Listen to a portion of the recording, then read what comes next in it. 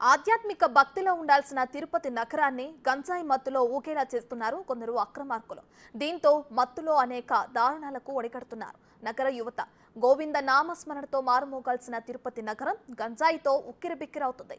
ఆధ్యాత్మిక నగరాన్ని వైసీపీ హయాంలో ఆ పార్టీ నేతలు మత్తు నగరంగా మార్చేశారు. దీంతో నగరంలోని పలు ప్రాంతాలతో పాటు ఏకంగా విశ్వవిద్యాలయాలకు ఈ గంజాయి మత్తు చేరింది. ఈ మత్తులో విస్తుగొలిపే ఘోరాలకు పాల్పడుతున్నారు. మహిళా వసతి న్యాయ విద్యార్థిని గంజాయి మత్తుకు అలవాటు చేసిన ప్రవణ కృష్ణారెడ్డి అనే మహిళ తన భర్త కృష్ణ కిషోర్ రెడ్డితో అత్యాచారం చేయించి బ్లాక్మెయిల్ చేసిన ఉదంతం రాష్ట్ర వ్యాప్తంగా సంచలనం సృష్టించింది. గంజాయి మత్తును అనేక మంది యువతులకు కృష్ణ కిషోర్ రెడ్డి దంపతులు అలవాటు చేశారనే వార్త అందరినీ ఆందోళనకు గురిచేస్తోంది.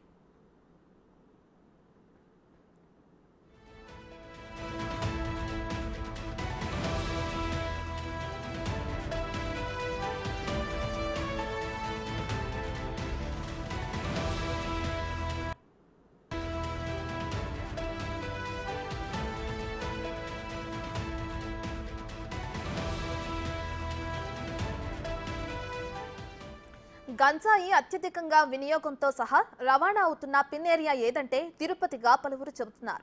ఇక్కడ గత 5 సంవత్సరాల కాలంలో గంజాయి వినియోగంతో పాటు ఈ ప్రాంతాన్ని రవాణాకు అనుకూలంగా మార్చుకున్నారు స్మగ్లర్లు. దీంతో పాటు పెద్ద ఎత్తున నూతన వినియోగదారులను తయారు చేస్తున్న పరిస్థితి కనిపిస్తోంది. ఇలాంటి స్థితిలో 100 రోజుల్లో గంజాయి నిషేధం టార్గెట్ గా పెట్టుకుంది కూటమి ప్రభుత్వం.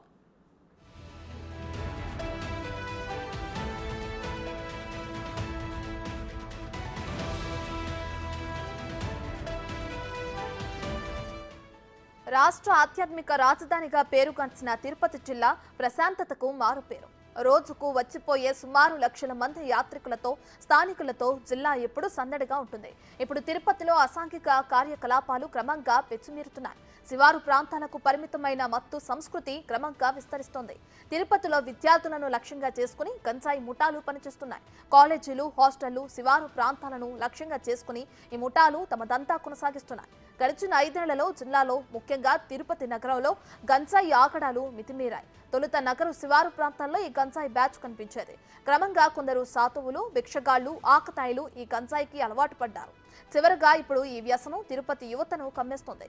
కాలేజీల్లో, యూనివర్సిటీల్లో, హాస్టల్ గదుల్లోకి గంజాయి ప్రవేశించింది. విద్యార్థులు సులువుగా ఈ మత్తుకు దాసోహం అవుతున్నారు. గంజాయికి డబ్బుల కోసం తల్లిదండ్రులతో గొడవ పడుతున్నారు. చివరకు డబ్బుల కోసం దొంగతనాలు, దోపిడీలకు దిగుతున్నారు.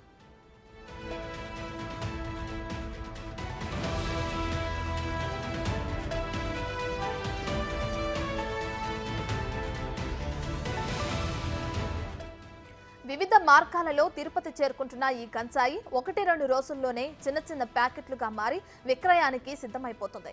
ప్యాకెట్ ధర 500 నుంచి 800 రూపాయల వరకు అమ్ముతారు. ఒక ప్యాకెట్తో 6-7 సిగరెట్లు తయారు చేస్తారు.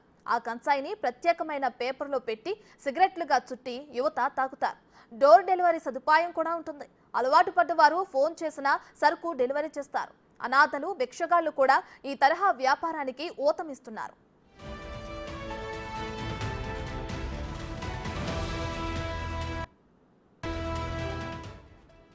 గతంలో చంద్రగిరిలో 10వ తరగతి చదువుతున్న విద్యార్థినికి గంజాయి అమ్మిన ఘటనా వార్తలు రాష్ట్ర వ్యాప్తంగా సంచలనంగా మారాయి. అమ్మిన వ్యక్తిపై చర్యలు తీసుకోవాలని విపక్షాలు డిమాండ్ చేశాయి.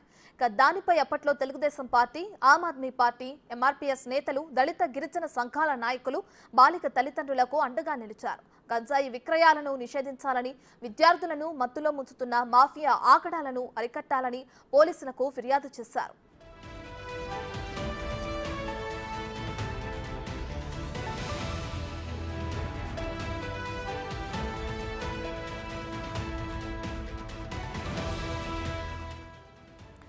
గత 5 ఏళ్ల కాలంలో గంజాయి అక్రమ దందా పెరిగిన ప్రాంతాలలో ఉమ్మడి చిత్తూరు జిల్లా ఒకటి. 2 రాష్ట్రాల సరిహద్దులలో ఉండటంతో పాటు విద్యా సంస్థలు, యాత్రికులు టార్గెట్గా గంజాయి అక్రమ దందా విపరీతంగా పెరిగింది. చివరకు తిరుమలలో సైతం గంజాయి పట్టుబడిందంటే పరిస్థితి ఎంత తీవ్ర స్థాయిలో ఉందో అర్థం చేసుకోవచ్చు. తిరుపతి, రేణిగుంట జంక్షన్లు అడ్డాగా గంజాయి అక్రమ రవాణా పెద్ద ఎత్తున జరిగింది. పట్టుబడిన సరుకు కూడా తక్కువేమీ కాదు. దీనికి తోడు కొంతమంది తమ కంట్రోల్లో యువతను ఉంచుకునేందుకు వారిని గంజాయి మత్తులో ఉంచి తమ పనులు చేసుకుంటున్నారు.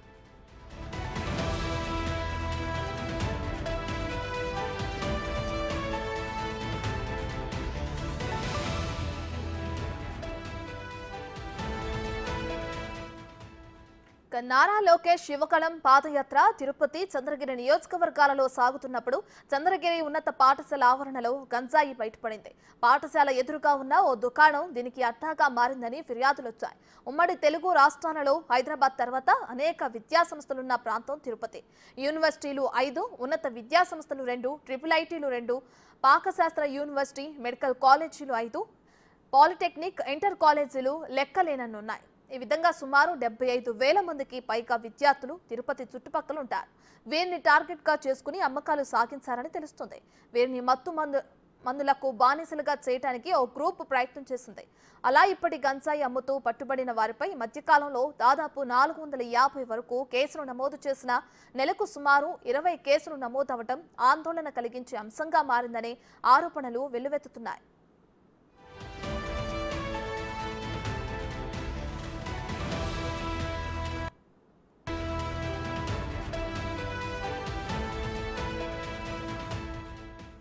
ఇన్నాళ్లు మత్తు పీల్చడం వల్ల పక్కదారి పట్టిన యువతి ఒకవైపు ఉంటే ఇప్పుడు సులువుగా డబ్బులు వస్తుండటంతో ఈ వ్యాపారం రౌడీలో గాలికి తిరిగే బ్యాచ్లు రంగంలోకి దిగాయి.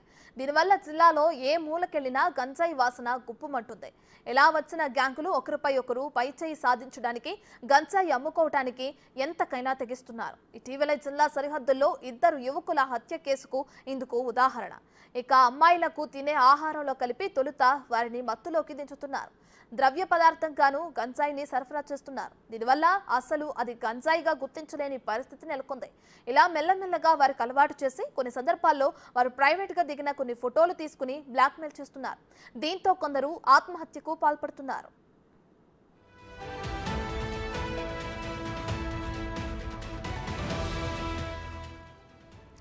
తిరుపతిలోని విద్యా సంస్థలపై గతంలో కొన్ని అనుమానాలు వ్యక్తమైనప్పటికీ తాజా ఘటనతో నిజమనే అర్థమవుతుంది.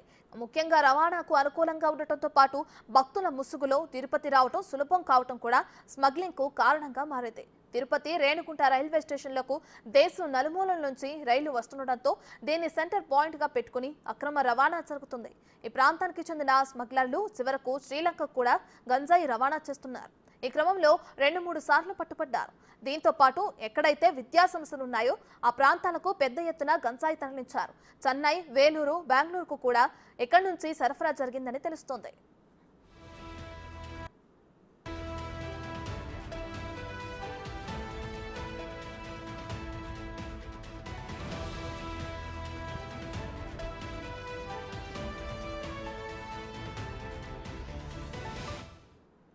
స్థానికంగా తనిఖీలు తక్కువ కావటం, రాజకీయ ప్రాబల్యం ఉండటంతో వారిని పోలీసులు ఏమీ చేయలేని పరిస్థితులు ఎదురవుతున్నాయి. దీనికి తోడు నిఘా విభాగంలో సైతం అంతా తమ అనుమానీయులు ఉండటంతో వారు తమపై అధికారుల కంటే రాజకీయ బాస్లకు ముందు సమాచారం ఇచ్చి తర్వాత తమ పోలీస్ బాస్లకు సమాచారం పంపేవారని అంటున్నారు.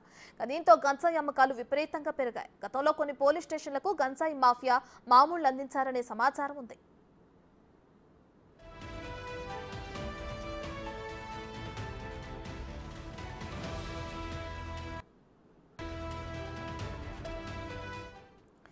తిరుపతి కేంద్రంగా గతంలో గంజాయి వల్ల చాలా దారుణాలే జరిగాయి. హత్యలు, దోపిడీలు, గ్యాంగ్ వార్లు నగరంలో సర్వసాధారణంగా మారాయి. ఇక గంజాయి దెబ్బకు శ్రీవారి దర్శనార్థం వచ్చే భక్తులకు తీవ్రమైన ఇబ్బందులు ఎదురవుతున్నాయి. గంజాయి బ్యాచ్ వల్ల దోపిడీకి గురయ్యారు కూడా. బస్టాండ్ వద్ద ఒంటరిగా ఉన్న భక్తులపై దాడి చేసి డబ్బులను డిమాండ్ చేసిన ఘటనలు కోకొల్లలు. ఇటీవలే వెలుగు చూసిన ప్రవణకృష్ణారెడ్డి, కిషోర్ రెడ్డి దంపతుల గంజాయి అత్యాచారం, బ్లాక్మెయిల్ కేసు ఇందుకు ఉదాహరణ.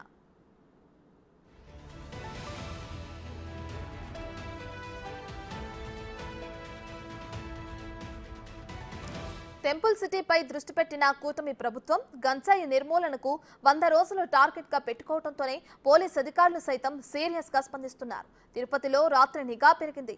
దీంతో పాటు కాలేజీల వద్ద కూడా నిఘా పెంచారు. గత రాత్రి గుంపులుగా ఉన్న బ్యాచ్లను పోలీసులు అదుపులోకి తీసుకుని స్టేషన్లో ఉంచుకున్నారు.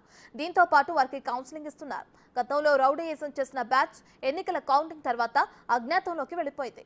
ఇక నెల రోజుల వ్యవధిలోనే సుమారు 100 కేజీల గంజాయి స్వాధీనం చేసి పదుల సంఖ్యలో స్మగ్లర్లను అరెస్టు చేశారు పోలీసులు.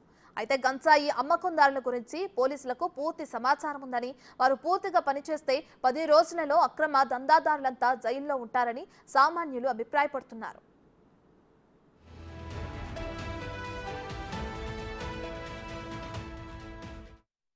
లోకేష్ గారు మన ఆంధ్ర రాష్ట్రం గాంజాయి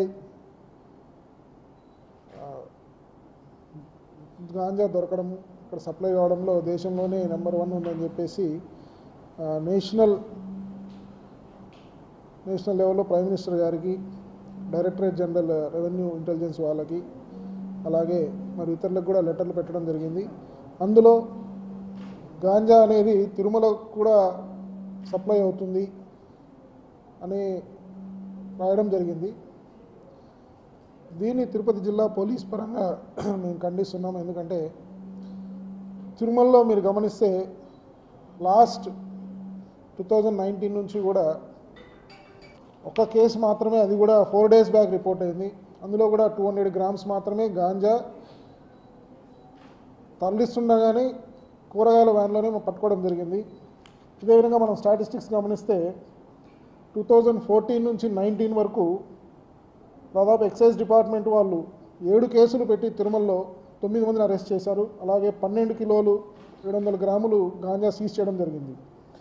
అదే 2020 నుంచి 23 వరకు చూస్తే ఒకే ఒక కేసు 4 days బ్యాక్ సెబు వాళ్ళ పెట్టి 2 మనుషులను అరెస్ట్ చేశారు. 200 grams మాత్రమే కూరగాయలు వారి విజ్ఞతకే వదిలేస్తున్నాం. పోలీస్ వ్యవస్థ అనేది ఏ గవర్నమెంట్లో ఎవరున్నారనేది ముఖ్యం కాదు. Government rules and regulations, police వ్యవస్థకి, పోలీస్ మనుషులకి అందరికీ కూడా రూల్స్ అండ్ రెగ్యులేషన్స్ అన్నీ ఉంటాయి. సో దానిలో అనుగుణంగానే పనిచేస్తారు. సో పోలీసుని ఏదో శత్రువుగా భావించి పోలీసులను తిట్టడం, నీ అంతు చూస్తాననడం, మేము గవర్నమెంట్లోకి రాగానే నీకు పోస్టింగ్ ఎట్లా వస్తుందని ఓపెన్గా థ్రెటన్ చేయడం అనేది మంచిది కాదని నేను అనుకుంటున్నాను. ఎందుకంటే మా సిబ్బందిని ఆయన డైరెక్ట్గా అనడం కూడా జరిగింది. సో ఒక రాజకీయ పార్టీలో ఉంటూ ఒక సీనియర్ లీడర్ ఆ విధంగా ప్రస్తావించడం, పోలీసులపైన తిట్టడం, వాళ్ళ మీద కోపించ